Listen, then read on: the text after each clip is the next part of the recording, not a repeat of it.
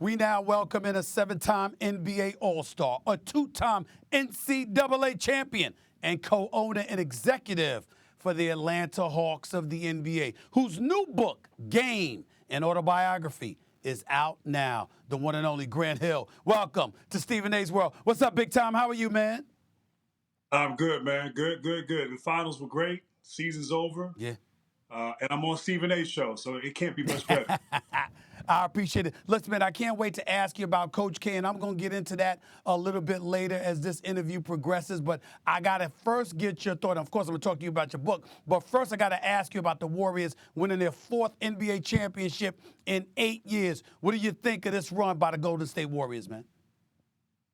Well, this run is truly a dynasty. And, obviously we saw what they did up until 2019, the injuries, the whole situation they went through to get back. Incredible. I don't know if a lot of people saw this coming. I know you were one of the early believers for this ball club, but a difficult season, but to get back to the top of the mountain, great basketball, great culture, great character in that locker room. And once again, that institutional knowledge, that experience, I think really served them well. And you really have to tip your hat and applaud the Warriors organization, players, coaches, everybody. Fantastic. It's a given Steph is the greatest shooter of all time. Ain't nobody going to debate that. But how do you assess if after this championship run, Steph has elevated himself into being a top 10 player in NBA history? Where do you stand with that right now after watching what you've watched in these NBA finals? You know, he has to be in that conversation a bit. There's so many guys who are so deserving, but I think what he's done in sort of leading this team, you didn't have Klay Thompson. A lot of people question whether Steph could get back to that level of 2015, 2016, that MVP-like performance that he had those 2 years. He's older now, and he's shown that he's still got it. And on this stage in the final, Stephen A. had his best performance, minus that one game, Game 5, back in San Francisco. But yeah, I mean, he's his resume. When you look at his resume, and the thing is, he's not done yet. I mean, he still, I think, has an opportunity to not just put up all-star games and certain accomplishments, but this team has a realistic chance of getting back here and winning it again next season. I'm going to come back to you on Steph Curry and the Warriors, and of course I'm going to ask you about Boston before this interview's over. But I want to transition to your book, the Game, an autobiography. I want to talk about that for a second.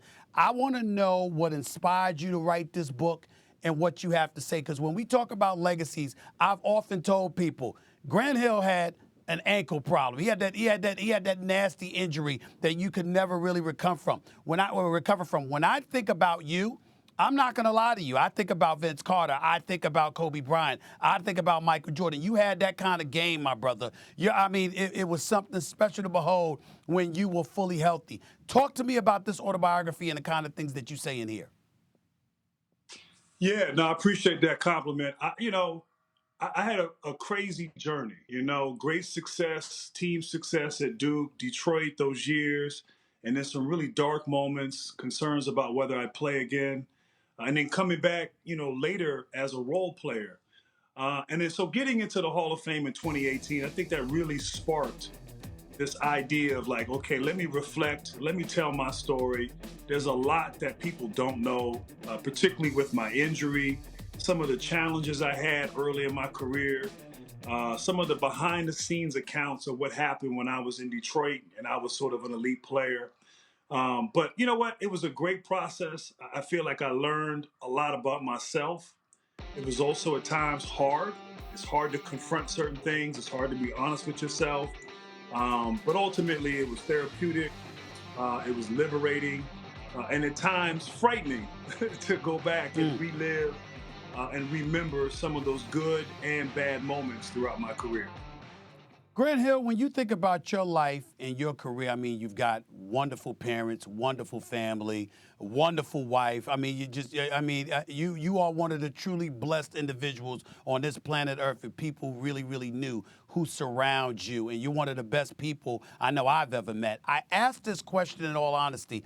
It would seem that an injury is the only thing that is regrettable when it comes to looking at your life. But knowing you, I know better.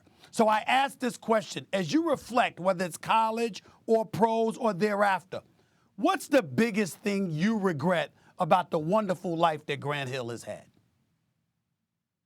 Well, there's a few things I probably regret. I think, first of all, trusting my instincts as it related to my injuries instead of trusting doctors and others. I think that's one thing I regret. Look, I think first of all, I appreciate you saying that. I think I've had a very blessed life, very fortunate, my upbringing, my parents, all of that. In the book, I get into, even with all of those advantages, all of those privileges, I still had stuff. I still had things I was dealing with. I had lack of confidence issues. I had issues about wanting to stand out. I stuttered. I had a lot of things that, insecurities. And so to be introspective and to be revealing and to kind of take down that armor and be authentic and transparent and sort of present, my strengths and my flaws, that was something that took me a minute to get used to, or the idea of that. But yeah, I felt it was important that, look, no matter who we are, no matter what we go through, we have stuff, we have baggage, and we have things we're dealing with. And I tried to share that, understanding the privileges that I've had and continue to have with my life. Last question on the book. When we walk away from reading this book, what's the number one message you'd like us to walk away absorbing from reading your autobiography? Stephen A., I've read a lot of books, a lot of biographies. I always come away inspired. And I think learning about people, their journey, their walks, what they've gone through, what they've endured, how they got to that level.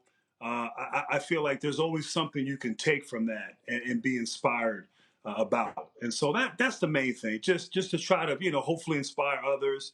Also, just, tell my journey. Hopefully people get to know me a little bit more, know what I've been through, good, bad, and indifferent.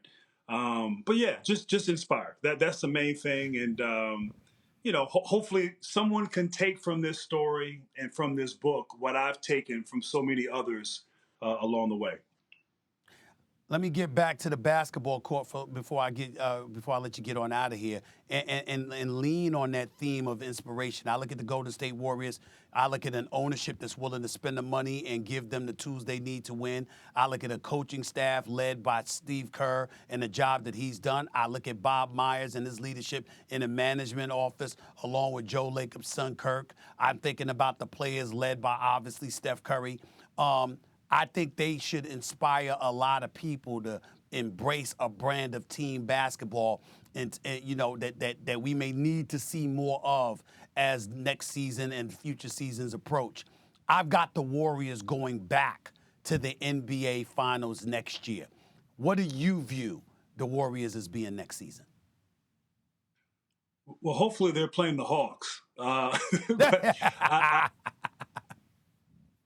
I think you're right, Stephen. Hey, look, this team, you have the big three, Draymond, Steph, and Clay, and obviously they've won before, but the rest of the team, the others, they now have that institutional knowledge. They know what it takes to win, to be a champion. They've gone through it and they've figured it out. I think those guys will be better. I think Andrew Wiggins, we saw him emerge during this postseason against Luka Doncic, playing great defense, going at him on the offensive end. Of course, in this series, doing a great job on Tatum. I think he will feel more comfortable and more confident in who he is and his role with this team. Klay Thompson, he went through a devastating, and look, I know about injuries. It's hard to Yeah. come back in the middle of the season and insert yourself, trying to find your rhythm, your confidence, your timing, while everybody else is in midseason form. I said when he came back, I said, if he can get through this year healthy and have an off season to prepare, he'll be back better the next season. So I believe Klay Thompson will be better and more consistent next season. I also think the young guys. I mean, you look at Jordan Poole, his emergence, Porter, Wiseman. We haven't even talked about James Wiseman. I mean, if he can be Yeah. healthy and slowly learn throughout the regular season and get better and be ready for them going into the postseason, they have to be everybody's favorite right now. Mhm. It's a scary, proposition for everybody else. Yeah. But this team is for real. Steph is taking great care of himself. His fitness levels off the charts. I agree with you. I agree with you 100%. They have to be the favorites to get back, not just to get to the finals, but to win it. Can't let you get out of here without talking about you being an executive for the Atlanta Hawks. How has that been for you, man? And what does it mean to you to be in that kind of executive position? Because obviously, I think that's something that needs to be diversified even more so moving forward in the future. Your thoughts about that? Yeah, no, just working with the Hawks and obviously in the ownership role, Tony Ressler, Jamie Gertz, our managing partners. It's a lot of fun. Obviously, it's incredibly difficult. We all want to win. We want to be successful, as do 29 other teams and franchises. But to be in Atlanta, to represent that community, to work to build an emotional connection with our fans, and ultimately put a great product, a championship worthy product on the floor. That's the goal and that's the objective. And so we've worked hard. We're excited about where we've been and what we've done, but also what's in store for the future. And you're right. Look, the NBA of all the professional sports leagues is probably the most progressive. We have, I think, half our coaches now are Yes. African American. We have 15. diversity in front 15. office. 15 of them are African American. We have diversity in front offices. We have diversity in ownership groups. And I would bet Adam Silver, Mark Tatum, Kathy Behrens, our leadership, would want even more diversity and are pushing for that. So I'm proud to be a part of that, also knowing that we still got a long ways to go. But Atlanta, I'm proud of our franchise, and we got a lot of work. We're rolling our sleeves up. We got to the Mhm. conference finals last year. We didn't have the year we wanted, but we're committed to trying to make that and change that and get back to that championship level Mhm. that at least we flirted with last season. Last question. What are your Duke Blue Devils going to do now that Coach K has decided to step away after 40 plus years at the helm? What y'all going to do next year with Mr. John Shire? Well, it's tough. You can never replace an icon like Coach K. And whether you loved Duke or hate Duke, you have to respect what Duke and most importantly what Coach K has done. John Shire has done a great job with recruiting, has the #1 recruiting class coming in next season and the #1 recruiting class the following season. So he's been able to connect with these young players and has had great success for someone who hasn't coached a game yet as head coach. But, we're all excited. We're hopeful. We've had a great run, and we hope that we can continue to be relevant and continue to be successful. It won't be easy. Other teams, other franchises are licking their chops.